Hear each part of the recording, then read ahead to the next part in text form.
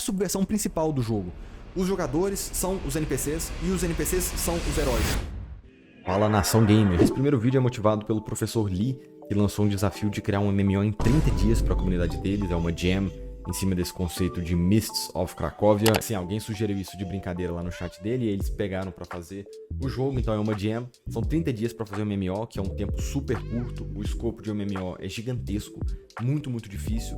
E eu nunca fiz um jogo inteiro, né? Eu nunca publiquei nada, só tenho um rascunho de jogo. Então é claro que eu vou tentar fazer, claro que eu vou participar da jam. E como eu provavelmente vou falhar, como eu acho muito pouco provável que dê certo, eu queria ir documentando dia após dia, porque é um jeito legal de começar o canal e de ter algum conteúdo aqui. Então eu queria começar explicando um pouco o que eu tô pensando como um MMO. Pensando para fazer um MMO em 21 dias e não 30. Por que 21 e não 30 se o escopo, né, se o prazo mesmo é 30? Sempre que você bota um prazo de 30 dias, vai comer 35, 38, 40. Então é melhor a gente jogar para menos. Eu vou jogar para 21, mesmo porque eu não garanto que eu consigo trabalhar nisso todos os dias, né? Eu tenho meu trabalho fixo e tal, então acho que trabalhando 2 horas por dia, por 21 dias, isso força o nosso escopo a ser bem menor, o que eu acho que é bem positivo quando pensar em montar projetos. Eu não sou programador e quando eu olho sobre como fazer o MMO de um ponto de vista técnico, existe uma barreira de conhecimento gigantesca que eu não acho que eu tenho.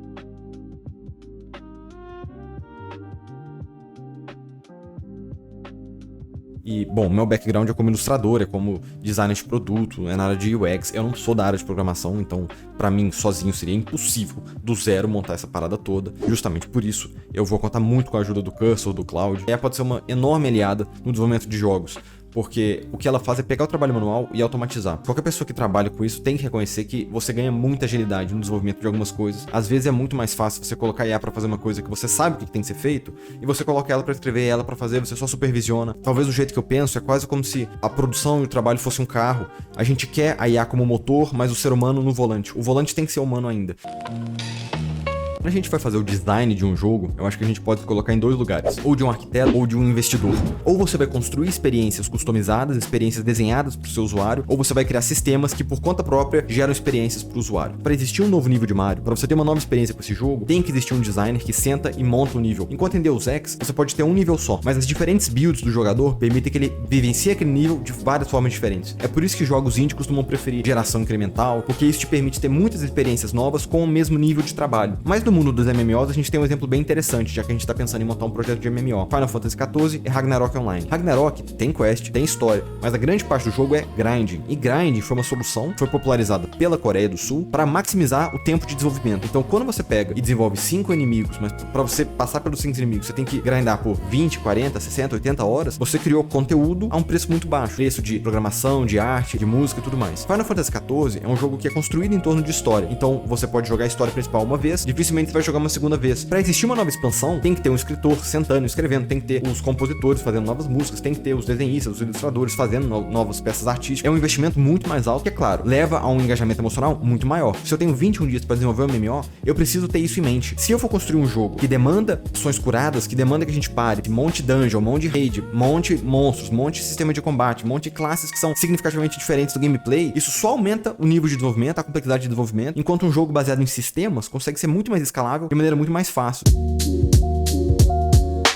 Uma das coisas que eu mais gostava da época dos computadores de tubo era a questão da interação e da conversa, porque nessa época em que a gente não tinha celular, não tinha comunicação tão acessível, só estar conversando com outra pessoa que também estava no computador já era fantástico. Grande parte pra mim da graça de um MMO é a interação social. É um motivo que não faz sentido pra mim ficar grindando sozinho num jogo, se você considerar que o legal de estar no nível alto é que você seja reconhecido por esse nível alto. A dinâmica de MMO é de ver e ser visto, é um campo social de interação e troca subjetiva. Então, se você não tem espaço pra ser visto, qual é o motivo de subir de nível, de estar numa posição de destaque? Uma coisa que tava na minha cabeça é que, especialmente homem, eu acho que tem isso, a gente conversa muito e tem muita interação fazendo algumas coisas. Parece que a gente tá livre pra pensar e pra conversar quando nossas mãos estão ocupadas. Você sentar e ficar olhando pra outra pessoa, dificilmente vai ter uma conversa profunda. Agora, se você senta que seja pra ir num bar e tomar cerveja, enquanto a sua mão tá ocupada com a cerveja, você tá conversando, você tá tendo ideias. Quem joga Minecraft sabe, cara, tá no Discord, um cara minerando, o outro construindo a árvore, eles vão falar da vida e da morte, vão falar de tudo, falar do divórcio dos pais, falar a morte do cachorro, tudo aparece, porque as mãos estão ocupadas. Isso me parece uma coisa importante de trazer pro game game design tem a ver com essa ideia. Se eu quero provocar interação, eu preciso ocupar a mão dos jogadores. Se eu quero que os jogadores estejam conversando, eu preciso que eles estejam fazendo alguma coisa, para que tenha esse espaço para conversar. É como se no mesmo jogo tivesse a primeira e a segunda tela. A primeira tela é o que ele tá fazendo ali, que é a ação principal, e a segunda tela é a conversa, a interação social. E aí, basicamente, o que eu queria fazer então é um jogo de progressão, em que você, como eu falei lá no começo, você tem um jogo que é baseado em sistemas e não baseado em conteúdo, então não é baseado em raid, em dungeon, não é baseado em story, em quest, é baseado em sistemas, que é um grande chat online, que é um grande espaço de interação e de conversa. E aí vem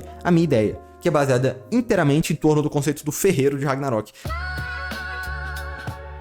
Quando eu tava falando lá atrás do que a gente faz no MMO listando, a gente mata monstro, a gente ganha nível, a gente fica mais forte, a gente coleta loot pra vender pros NPCs e comprar outras coisas que a gente precisa. Porque Ragnarok tem uma das coisas mais legais que eu já vi. Qualquer pessoa que fosse ferreiro podia abrir um mercado na hora que ela quisesse. Ela sentava e abria o mercado e botava os itens dela à venda. Começava uma guerra comercial em tempo real, em que tinha um cara vendendo por um preço X, outro vendendo por preço Y. Tinha começado a discutir quem tava mais barato, quem não tava. Isso me chamou a atenção. E se o eixo do combate não fosse entre monstros ou entre jogadores, mas fosse no mercado? Não é sobre ficar mais forte, é sobre vender itens melhores, sobre acumular mais gold, é sobre ter outra relação com os itens de um jogo. Um dos sistemas mais legais de crafting em MMO que eu já joguei foi o de Final Fantasy XIV. Porque nele, pra progredir, você sempre precisa de itens que outra classe sintetiza. Então, por exemplo, se você tá construindo uma picareta, você precisa de anéis de metal que só um ferreiro consegue fazer. E eu queria construir o jogo inteiro em torno dessa mecânica. Ou seja, eu queria fazer um jogo que não tivesse combate e tivesse um foco, entretanto, em transações econômicas. O foco era a economia do jogo. O foco é fazer a economia girar e fazer jogadores precisarem uns dos outros. Então, a gente pode pensar se existirem, por exemplo, 3 classes no jogo. Uma é um minerador, outro é um lenhador, outro é o pescador. O jeito mais óbvio de fazer o sistema que eu tô pensando é o jogador que é minerador, do nível 1 a 99 é só ir minerando e ele vai juntar o recurso todo que ele precisa. Ou seja, quanto ele minerar, ele tá subindo de nível. Do nível 1 até o 30, ele vai sozinho, mas chegou no 30, ele precisa de itens que só o lenhador consegue produzir. Então ele tem que fazer alguma relação de comércio com o lenhador para ter esse item. E aí depois no nível 70, só o pescador tem itens que o minerador precisa para avançar na classe dele.